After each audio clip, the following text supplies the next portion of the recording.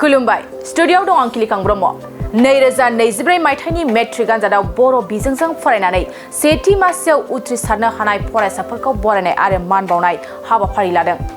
बिजनि दखरा एबसु आरो चिरां जिल्ला एबसुआ बर' बिजोंजों फरायनानै मेट्रिक आनजादाव सेथि मासियाव उथ्रिसारनानै बिजनि दखरा एबसुनि सिङाव जिथि मासि आवग्रिनो हानाय आरो चिरां जिल्लानि सिङाव जिथि मासि आवग्रिनो हानाय फरायसाफोरखौ मान बावदों। बिजनि बरलावगाव थेंफाख्रि फोथाराव बिजनि दखरा एबसु आरो चिरां जिल्ला एबसुआ मख'नो गोनांदि बिजनि दखरा एबसुनि सिङाव गासै 474 फरायसाफ्रा सेथि मासियाव उथ्रिसारनो हादों।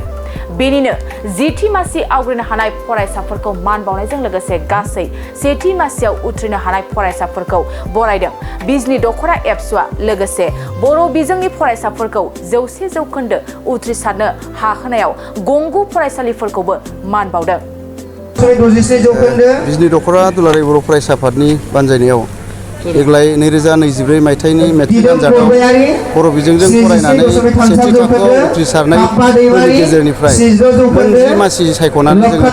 सानजारां लकेश्वर ब्रह्म देरहासार बान्था बेखौ होबोनाय जायो आरो देग्लाय 22थि खेब सानजारां लकेश्वर ब्रह्मनि नामाव जोङो टप 10 बान्था गथायदों। लोगोसे बिजनि दखरा एबसुनि सिङाव थानाय गासै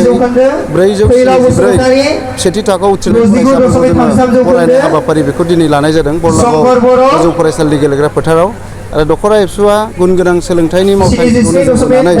आरो जोंनि फरायसाफोरनि गेजेराव जोंनि गोसो जानाय गोसो थुलुंगाखांनाय लोगोसे जोंनि फरायसाफ्राबो फरायनायखौ नुनानै इयुनाव गावबो मोजां रिजाल्ट खालामनो गोसो जानायनि थाखाय थुलुंगाखांहोनो थाखाय बे हाबाफारिखौ जोङो थांनाय 22 बोसोरनि सिगांनिफ्राय बे हाबाफारिखौ लाबोनाय जादों आरो देग्लाय 22 बे खेबखौ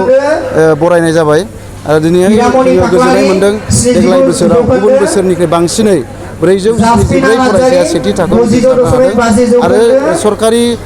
बर' बिजों गोजौ फरायसालिनिफ्रायबो जोबोद मोजां रिजाल्ट खालामदों जोंनि बिजनि दखरा एबसुनि सिङाव। आरो देग्लाय जोंनि दखरा एबसुनि फार्स्ट टप सानजारां लकेश्वर ब्रह्म देरहासार बान्था नाजावनो हानाय फरायसा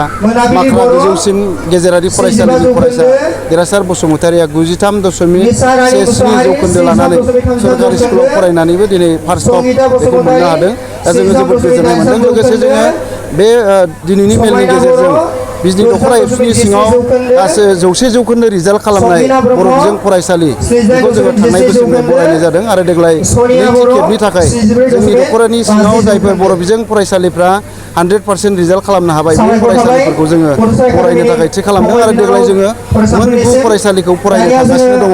लोगोसे जोङो थांनाय बिजनि दखरा एबसुनि थान्दै मेलाव जोङो थांखि लादोंमोन दखरा एबसुनि सिङाव सरकारि बर' बिजों फरायसालियाव फरायनानै जाय फरायसाया 90% बांसिन नम्बर लानानै फार्स्ट टप मोननो हागोन बे फरायसाखौ जोङो best student of the year बान्था होनो थाखाय जोङो थांखि लानानै दोनदोंमोन आरो देग्लाय जोङो जोबोद खाफाल गोनां थांखि लानायनि उनाव जोङो सेथि खेबनि थाखाय दखरा एबसुनि सिङाव थानाय माख्रा गोजौ फरायसालिनि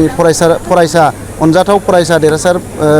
बसुमतारि फंबायनो जोङो best student of the year बान्थाखौ दसे समाव गथायगोन। जोङो गोजोननाय मोन्दों जोंनि जे थांखि लानाय जोंनि नाजानाय जोंनि सिमां बेयो फेलें थाङाखै। दा बेखायनो जोङो खावलायदों साफ्रोमबो जोंनि फार्स्ट डिभिजन मोननाय 474 फरायसाया इयुनाव जाहाथे बिजनि ओनसोलनि थाखाय साफा जाफुंसार फरायसा जागोन सुबुं सम्पद जानानै ओंखारगोन आरो बिथांमोननिफ्रायनो जोङो जोबोद आसा बिथांमोननिफ्रायनो जोङो IAS IPS जोङो डक्टर इन्जिनियार प्रफेसार टिचार जोङो दिहुननानै लाहैनो हागोन जोङो बेखौ आसा खालामदों आरो जोङो खावलायबाय जायफ्रा टप मोनबाय बिथांमोननिफ्राय आरो जोङो साबसिनै आसा खालामगोन बिथांमोना इयुनाव सासे मोजां सुबुं सम्पद जाथि जानानै ओंखारो आरो जोङो साफ्रोमबो क्लास 9 10 नि फरायसाफोरखौ खावलायदों बिथांमोनाबो इयुनाव दिनैनि फरायजानाय फरायसाफोर बायदि साफ्रोमबो फरायसाया मोजां रिजाल्ट खालामनानै इयुनाव गावनि केरियारखौ मोजाङै लांनो थाखाय गावनि इयुन संसारखौ मोजाङै लांनो थाखाय आरो मोजां सुबुं सम्पद जानानै ओंखारनो थाखाय जोङो नाजानांगोन। दिनै जायफ्रा बे फरायनाय हाबाफारिखौ फैयो बेखौनो नोंथांमोननि चेनेलनि गेजेरजों खावलायबाय आरो जोङो फैबाय थानाय समाव बिनिख्रुइ साबसिन रिजाल्ट खालामनो थाखाय मोनफ्रोमबो फरायसालियाव थांनानै 9 10 नि फरायसाफोरजों सावरायगोन। गाबोननि उनाव 9 10 नि फरायसाफोरजों मटिभेसन हाबाफारि खालामगोन। लोगोसे जुलाइआव जोङो गरम बन्दनि कोचिं खालामगोन। बेवहाय साफ्रोमबो फरायसाफ्रा 9 10 नि फरायसाफ्रा पजिटिभलि लानानै जोंनि कचिं सेन्टाराव बाहागो लानांगोन जोंनि मटिभेसन हाबाफारियाव बाहागो लानांगोन आरो जायफोर फरायसाफ्रा दिनै सेथि थाखोआव उथ्रिबाय बिसोरो एबसुनि बोसोनजों एबसुनि थुलुंगानाय हाबाफारिफोराव जोंनि बुंनाय फंसे बाथ्राफोरखौ गोसोआव लानानै बिथांमोना गावनि फरायनायखौ सिगां फारसे लांदों आरो जायनि थाखाय बिथांमोना दिनै मोजां रिजाल्ट मोननो हादों बेखायनो उननि साफ्रोमबो फरायसाफ्रा थुलुंगानाय हाबाफारिफ्राव फैनानै गेदेर मानसिनि बोसोन मानिनानै बिमा बिफानि बोसोन मानिनानै समाजनि नेमखान्थि आसार खान्थिफोरखौ मानिनानै मोजां आखल आखु दानायनि गेजेरजों इयुनाव मोजां रिजाल्ट मोनहैनो हाथों बेखौनो जोङो नोंथांमोननि चेनेलनि गेजेरजों खावलायबाय आरो साफ्रोमबो फरायसालिनि फोरोंगिरिफोरखौ जों खावलायदों नोंथांमोना नाजाथाबनायनि गेजेरजों दिनै जायफ्रा 100% रिजाल्ट खालामनो हाबाय नोंथांमोननिसिम साबायखर बावबाय आरो इयुनाव नोंथांमोननि बे नाजानाया थांबाय थानांगोन आरो फैगोन बोसोरावबो 100% रिजाल्ट खालामनो थाखाय गासैबो बिजनि दख'रा एबसुनि सिंनि गोजौ फरायसालिनि गाहाय फोरोंगिरिजों लोगोसे गोरायुंजों लोगोसे साफ्रोमबो आयदा फोरोंगिरिफ्रा नाजागोन 100% रिजाल्ट खालामनो थाखाय मोजां पारसेन्ट खालामनो थाखाय आरो जोङो खावलायदों साफ्रोमबो आयदा फोरोंगिरिफ्रा चेलेन्ज खालामनांगौ आंनि पारसेन्टआव आंनि फरायसाफ्रा 100% मोनजोबनांगोन ससियेल साइन्सनियाबो इंराजिनियाबो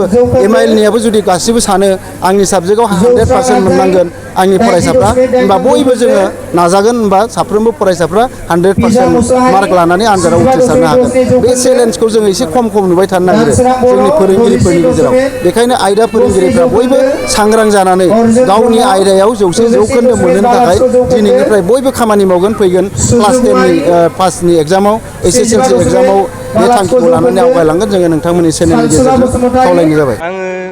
सिगांनिफ्रायनो फरायबोखादोंमोन ओमफ्राय आं हरसेमानि गोबाव फरायाखै नाथाय गोबावनिफ्रायनो नाजाबोबाय थादों गोबाव समाव एसे फरायबोदों नाथाय हरसेमानि 12ता बिसिम एफा गोबाव फरायाखै आं आनजादनि एसे मास मोनब्रै मोनबा सिगांनिफ्रायनो एसे नाजाबोखादों नोंनि जे मार्कनि जे नम्बरनि जौखोन्दो बे बेसेबां टारगेट खालामदों आं एसे 95 97सो आसा खालामदोंमोन नाथाय एसे खमानो जाबाय 93 खमायनायनि जाहोना मा होनना सानो आं खमायनायनि जाहोनखौथ' बांद्राय मिथिला आं माने आंनि आखरा बांद्राय मोजां नङा आरो बेनो एसे जानो हागौ नोंनि जे इयुनाव जे नोंनि थांखिया नों मा जाहैनो लुबैदों आङो डक्टर जानो सानदों जे नोंनि जे फरायबोनाय उथ्रिसारनाय दा बेवहाय नोंनि बिमा बिफानि माबायदि जे बिफाव दङ होननानै आंनि फरायबोनायाव आंनि बिमा बिफानि बिफावानो बयनिख्रुइ बांसिन आरो आंनि फोरोंगिरि बिसोरनि बिफावानो आंनि जिउआव बिसोरनियानो बांसिन बबेयाव एडमिसन लाखो दा नोंथां आं एडमिसनखौ बरमा पायनियार एकाडेमि बाक्सायाव लाबाय जे नोंथांनि फरायसाया जेरै सारा चिरांनि गेजेराव बांसिन नम्बर लायो बे साबसिन फरायसा हिसाबै जे बरायजाबाय नोंथाङा माबायदि गोसोआव माबायदि माने एसे जेनेबा माबानायाव प्राउड जाबाय खिन्थु बेनो आंनि फिसालाया जेनेबा एसे बांसिन नाम्बार मोनबावनांगौमोन सानखान्थियाव जेनेबा सिगांनिफोरबायदि कुइसननि टाइपआ सिगांनि बायदि जायाखै बेखायनो सानखान्थिनि नाम्बाराव खम जादों जेराव माने 90+ जानांगौमोन बेहाय 83ल' फैदों बेनिया बेहायनो बिनि पारसेन्टेजआ खम जादों आरोखि दा नोंथांनि जे फिसाज्लानि थांखि सौहैनायाव नोंथाङा माबायदि खामानि बे हानायसिबां आं हेल्प खालामसै माने आं सानो फोथायनाय दङ जेनेबा बिनि जि एइम बियो जाफुंसारगोन आं बेखौ आसा खालामो आरोखि नोंथाङा माबायदि जोथोन लाबोनायमोन दा दिनैसिम जोथोना आङो बांद्राय बिदि जोथोन लायाखै माने मरेलि दङ जोङो बांद्राय बिदि माबा खालामलायनाङाखै सापर्ट खालामलायनाङाखै गावहानो जथेस्थ' गोसो दंखायो आंनि आन्दाजाव माने मोजाङै आंनि नुनायाव आरोखि मोजाङै गावनो जत्न'खा बेखायनो जों बांद्राय बिदि बाहेरानिफ्राय जत्न' खालामलायनाङाखै आरोखि जे नोंथांनि जे फरायसाया मोनसे सरकारि फरायसालियाव फरायदों जों गोबां नुयो सरकारि फरायसालिनि फरायसाफोरा माने खोब खम पारसेन्ट नोंथांनि फिसाज्लाया बयनिफ्राय बांसिन नम्बर लाबाय दा नोंथाङा न'खरनिफ्राय ओंखारोना ओंखारामोन दा नोंथांनि फिसाज्लायाथ' बिदि बाहेरायाव ओंखारलाबाया जोंनिया माने साननो थाङोबा माने स्कुलनि स्कुलावल' थांनाय जाहैयो बाहेरायाव जेनेबा गान बाजोना फांसन हाथाय बाजार बेफोर आयदायाव बिमा बिफानि अनगायै बाहेरा गाव हारसिं थाङा आरोखि माने फरायनाय समाव फरायो मोनाबिलिनिफ्रायनो फरायगोन बांद्राय समबो जों थाया जेनेबा जोङो मेक्सिमाम मोनायाव 10टासिम थायो आरोखि बेखिनियाव गाव फरायनायखौ मेकआप खालामो बेनिफ्राय परिखा समथाराव जेनेबा एसे बांसिन थादों 11टासिमहालागै थादों एखमबा 12टासिम थादों बेखिनिल' बेनिफ्राय फरायनायाव कनस्टेन्टलि आरोखि जेनेबा मोनाब्लि फुं बेखिनियाव फुरा फरायो आरोखि